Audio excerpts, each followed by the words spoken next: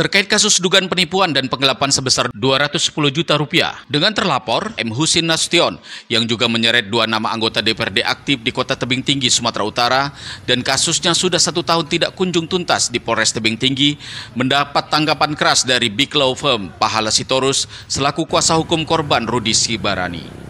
Pasalnya Polres Tebing Tinggi dianggap salah menafsirkan surat telegram Kapolri yang mana pada laporan korban tidak ada menyebutkan kedua anggota DPRD Kota Tebing Tinggi sebagai terlapor sehingga kasus tersebut tidak relevan untuk ditunda pemeriksaannya. Terkait kasus dugaan penipuan atau penggelapan yang dilaporkan korban Rudi Sibarani, warga Jalan Masjid Nurul Iman, Kecamatan Bahjenis, Kota Madia Tebing Tinggi ke Polres Tebing Tinggi, Sumatera Utara, dengan terlapor M. Husin Nasution dan juga menyeret nama anggota DPRD Tebing Tinggi inisial IBNST dari Partai Golkar dan juga inisial HA dari Partai Gerindra sudah 1 tahun ini tidak kunjung tuntas. Korban Rudi Sibarani melalui kuasa hukumnya dari Big Law Firm Pahala Sitorus di Jalan Kumpulan Pane kepada media mengatakan kasus tersebut berlarut-larut karena polisi yang menanganinya salah menafsirkan surat telegram Kapolri nomor ST-1-60-Res-1.24-2023 tanggal 31 Mei 2023. Dalam surat telegram Kapolri tersebut benar diminta agar menunda menangani laporan masyarakat yang melibatkan calon legislatif dan harus menunggu hingga dilakukan pelantikan. Padahal dalam laporan korban Rudi Sibarani tidak ada melaporkan nama kedua anggota DPRD Tebing Tinggi yang juga caleg 2024 tersebut, sehingga surat telegram Kapolri itu menurut Pahala Sitorus tidak relevan dijadikan menunda kelanjutan kasus tersebut. Selain itu, IBNST dan HA yang merupakan anggota DPRD Kota Tebing Tinggi aktif yang ikut namanya diseret dalam kasus dugaan penggelapan itu tidak terpilih kembali pada pemilu 2024 lalu. Artinya keduanya tidak ikut dilantik jadi DPRD Kota Tebing Tinggi. Jadi begini, klien saya ini kan saudara Rudi Sibarani ini merasa dirugikan, ya, karena ada dugaan penggelapan yang dilakukan oleh saudara M. Husin. Itu abang kandung dari saudara Ibrahim Nasution, anggota fraksi Partai Golkar di DPRD Kota Tebing Tinggi. Kan gitu. Pada beberapa waktu yang lalu, saudara M. Husin ini datang menemui saudara Rudi Sibarani, mengatakan bahwa ada proyek yang nilainya 1,2 miliar di Kota Tebing Tinggi, dan untuk mendapatkan proyek itu tentu ada butuh pembiayaan di sana. Ketika itu saudara Rudi Sibarani selaku yang berprofesi kontraktor, ketika menghitung-hitung proyek ini dia anggap ya tentu bolehlah ada pembiayaan.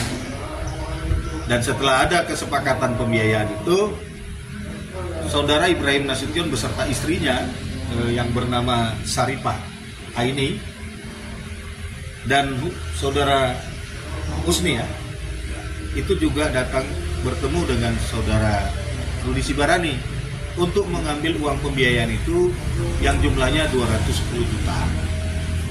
Namun seiring berjalannya waktu, proyek yang dijanjikan ini tak kunjung ada, sehingga saudara Rudi Sibarani melakukan upaya komunikasi kepada saudara Ibrahim Nasution pada waktu itu dan mengatakan kembalikan sajalah uang itu daripada persahabatan menjadi rusak. Kan gitu, kalau tidak nanti saya buat laporan polisi. Namun saudara Ibrahim Nasution menyatakan janganlah dulu di LPK, nanti kita akan upayakan itu dikembalikan. Ya, saudara Rudi Sibarani membuat laporan polisi sebagai terlapor di situ abang kandung dari saudara Ibrahim Nasution, itu yang namanya saudara Husin, gitu ya, saudara Husin. Nah, setelah itu langsung pihak penyidik Polres Tebing Tinggi, Satreskrim Polres Tebing Tinggi menanggapi laporan polisi ini dilakukan pemeriksaan terhadap terlapor, dilakukan pemeriksaan terhadap saksi Saudara Ibrahim Nasution, begitu juga telah diambil keterangan dari pelapor Saudara Rudi Sibarani. Setelah mereka ini diperiksa sesuai dengan perkap, maka penyidik mengupayakan restoratif justice supaya persoalan ini tidak harus naik kepada tingkat penyidikan, kan gitu. Namun di dalam upaya restorasi justice tadi tidak ditemui titik temu sebagaimana harapan dari klien saya Rudi Sibarani, kan gitu. Karena tidak ada titik temu, maka Saudara Rudi Sibarani minta supaya perkara ini dilanjutkan, kan gitu.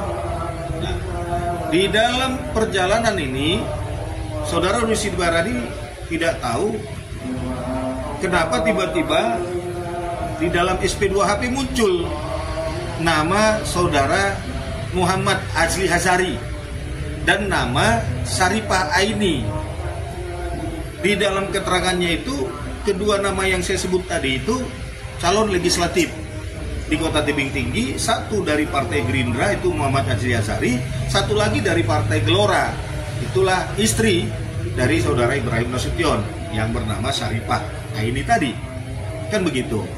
Dalam keterangan itu, SP2HP itu, bahwa yang dua nama disebut tadi karena sebagai caleg tidak dapat diambil keterangannya karena ada telegram Kapolri pada bulan Mei 2023 yang menyatakan bahwa mewaspadai, ini saya baca bunyinya ya supaya lebih pas telegram itu, gini: waspadai laporan aduan yang bertujuan untuk menurunkan elektabilitas bakal calon peserta ke pemilihan, baik persorangan, parpol, gabungan parpol yang telah mendaftarkan, didaftarkan sebagai anggota DPR, DPD, DPRD provinsi dan DPRD kabupaten kota, serta capres, wapres, cagup, wagub, cabuk, wabuk, dan cawali, wawali ke KPU sesuai tingkatan. Ulangi, yang telah didaftarkan ke KPU sesuai dengan tingkatan dengan cara selektif dalam menerima proses laporan aduan. Proses sidik yang diduga dilakukan TP agar ditunda dan tidak ada lagi upaya pemanggilan dan upaya hukum lain yang mengarah pada persepsi mendukung salah satu peserta pemilu pemilihan sampai tahapan selesai pengucapan sumpah dan janji. Titik. Jadi dengan alasan ini penyidik Polres Tebing Tinggi menyatakan kedua nama tersebut itu belum dapat dimintai keterangan karena sebagai caleg. Di sini perlu saya jelaskan bahwa penyidik Polres Tebing Tinggi keliru memahami telegram ini. Di mana kelirunya? Ya, pertama saya mau katakan memang Saudara Rudi Sibarani selaku klien saya membuat laporan polisi di bulan Agustus 2023. Ya. Kalau di bulan Agustus itu memang sudah masuk dalam tahapan pendaftaran di KPU, ya kan? Kalau setiap calon legislatif yang sebelum proses pendaftaran dia memiliki masalah dugaan perbuatan melawan hukum dan belum dilaporkan oleh yang merasa dirugikan, dan dia melaporkan setelah si terduga tadi mencaleg, benar, ini harus ditunda dulu sampai selesai proses tahapan pemilu. Itu dulu yang pertama, ya. Yang kedua, yang perlu saya katakan, kalau memang seorang yang sebelum dia mencaleg tapi dia sudah terlapor, ini nggak di hold, ini jalan terus, karena sebelum dia caleg dia sudah terlapor, ya, dia jalan terus. Gitu. Baru ada lagi, dia begitu caleg, dia melakukan perbuatan melawan hukum, dia tetap jalan. Jadi jangan salah dimaknai telegram ini. Jadi jangan telegram ini digunakan menjadi perlindungan oleh penyidik untuk tidak menjalankan tugasnya melidik dan mensidik terlapor yang statusnya calon legislatif. Ya, memang terkait laporan klien saya ini, karena terlapor itu laporannya itu sudah masuk dalam tahapan pemilu, memang harusnya itu tidak dilakukan penyelidikan maupun penyidikan. Tapi ini perlu digarisbawahi. Yang pertama, terlapor bukan caleg. Ya, yang terlapor bukan caleg, hanya saja ada dugaan ketika saksi diperiksa oleh penyidik menyebutkan nama 2 caleg ini. Jadi telegram Kapolri itu kan yang tidak boleh dilidik dan disidik itu kan terlapor, bukan nama orang yang disebut oleh saksi atau oleh terlapor ketika dilakukan pemeriksaan. Kan gitu ya. Ini yang harus dipahami. Jadi itu yang kedua. Seandainya memang terlapor itu adalah calon legislatif, terus dia kan tidak terpilih menjadi anggota legislatif, ya, itu nggak perlu harus menunggu ada sumpah. Orang dia nggak terpilih kok masa ditunggu sumpah? Emang ada harapan kalau nanti yang terpilih mati biar dia menggantikan? Wah, udah ngeri kali tuh doa untuk matikan orang yang sudah terpilih. Apalagi dia belum tentu juga waiting list. Jadi nggak ada kaitannya, gitu ya. Jadi pada kesempatan ini saya minta kepada penyidik Polres Tebing Tinggi jangan salah mengartikan telegram Kapolri. Saya ulangi, jangan salah mengartikan telegram Kapolri terkait ya menunda pemeriksaan terlapor yang statusnya sudah masuk dalam pendaftaran di KPU, gitu ya. Intinya menurut pemahaman hukum Bapak atau pemahaman hukum yang ada, kasus ini harus tetap dilanjutkan demikian. Ya, dilanjutkan, nggak perlu menunggu pelantikan DPRD Tebing Tinggi tanggal 16 September 2024 karena saudara Azli Adjari kan bukan terlapor. Saudara Saripah ini kan bukan terlapor. Yang dimaksud oleh telegram ini kan apabila terlapor adalah calon legislatif atau calon kepala daerah, gitu. Itu yang pertama. Dia kan bukan terlapor. Yang kedua, kalaupun dia terlapor, dia kan tidak terpilih.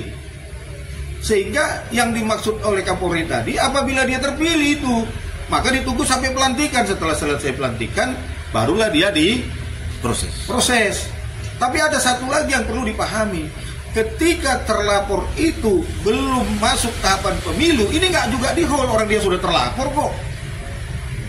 Gitu loh. Kalau dia udah terlapor, ya proses.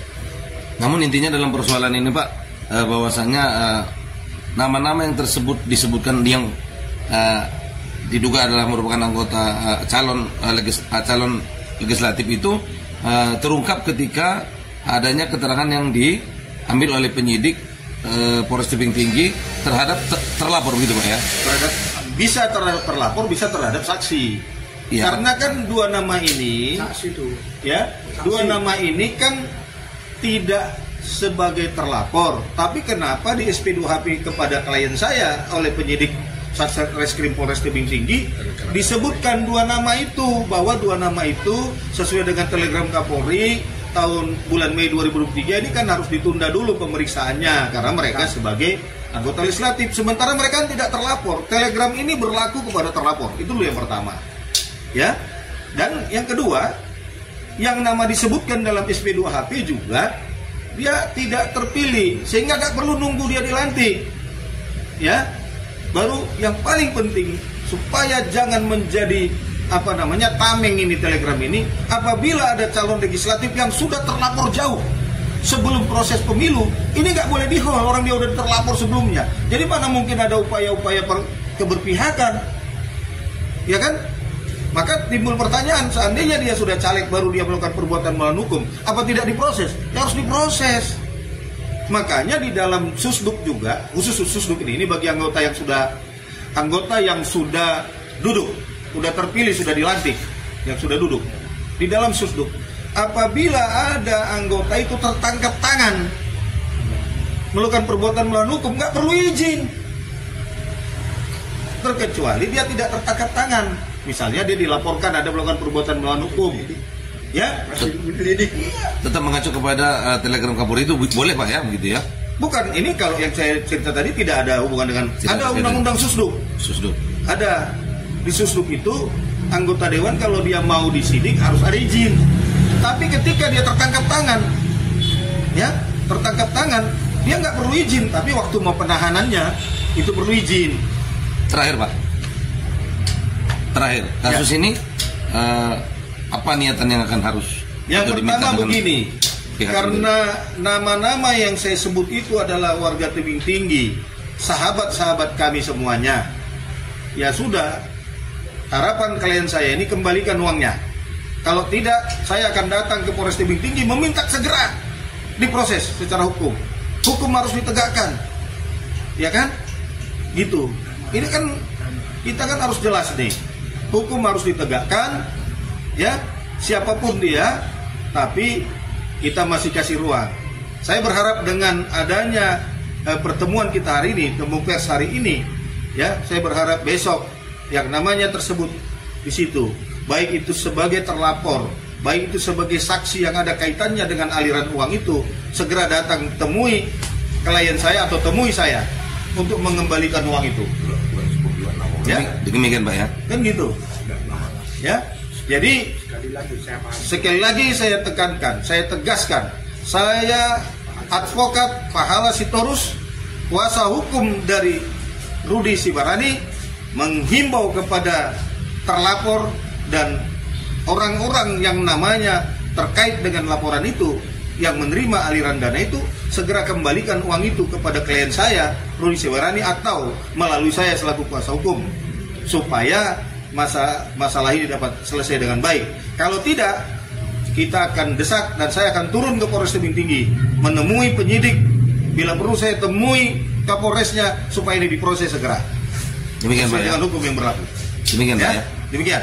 Penipuan dan penggelapan ini berawal saat Husin Nasution menjanjikan proyek di Dinas Kesehatan Kota Tebing Tinggi senilai 1,2 miliar rupiah kepada Rudy Sibarani. Dan untuk mendapatkan proyek tersebut melalui anggota DPRD Kota Tebing Tinggi inisial IBNST meminta uang panjar sebesar 210 juta rupiah. Dan seiring berjalannya waktu, proyek yang dijanjikan ternyata tidak ditepati, sehingga korban melaporkan kasus penipuan dan penggelapan itu ke Polres Tebing Tinggi. Terkait hal ini, tim GenewsTV.id coba mengkonfirmasi kepada Kapolres Tebing Tinggi AKBP Andreas Tampu Bolon melalui Kasat Reskrim AKP Sahri Sebayang, namun sedang tidak berada di tempat. Dari Kota Tebing Tinggi, Sumatera Utara, tim GenewsTV.id memberitakan.